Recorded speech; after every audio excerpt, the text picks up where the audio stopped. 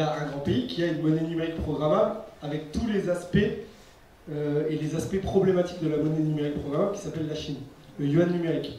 La Chine, je ne vais pas vous dire que c'est la première économie du monde, mais c'est en vrai la première économie du monde.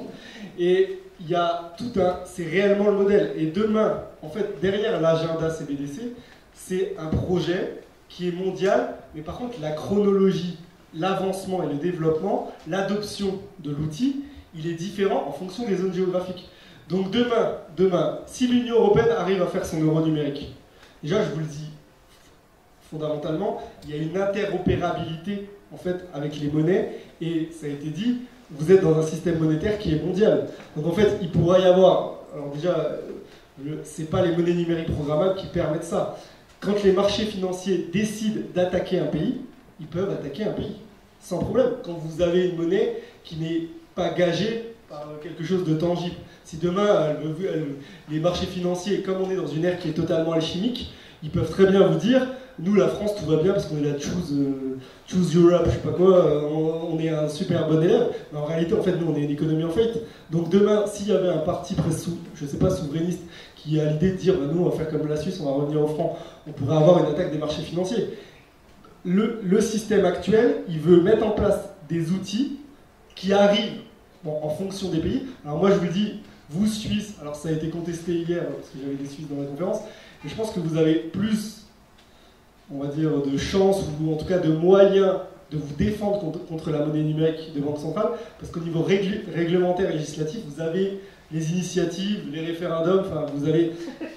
Oui, non, mais on est... Après, on fait dire ce qu'on veut à la loi, au référendum, on est d'accord. Le droit, c'est beaucoup de l'opérette.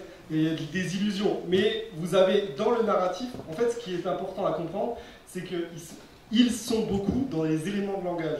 C'est-à-dire en fait, ils cherchent l'adhésion, il ne faut pas croire qu'ils sont tout puissants, c'est pour ça que je vous ai dit qu'ils sont homo et pas deus. C'est qu'en fait, même si certains se pensent tout puissants, il y a une problématique du « je vous parle », et je dois vous vendre.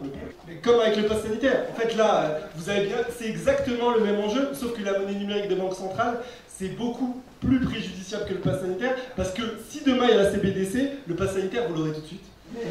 Ah, tu veux pas? Bon, t'es un mauvais citoyen. Et ça, c'est ça qu'il faut comprendre. Et j'ai pas bien répondu à votre question, mais ce que je veux dire, c'est que l'agenda, il est mondial, il concerne tout le monde. Il y a des différences d'adoption ou d'instauration. Et demain, si nous, on a l'euro numérique, vous y passerez. Je vous le dis. En plus, vous la Suisse, vous êtes quand même central. Et bon, Michel, vous êtes... je vois un peu ce que vous faites. Vous avez bien compris que l'Union européenne, elle a quand même un projet de vous embrasser. Voilà. On se ressemble beaucoup, vous voyez. Donc il y a ce projet-là. Et demain... je pense que vous n'y échapperez pas si vos grands voisins, fabuleux voisins, adoptent cet outil. Et c'est un outil qui est mondial.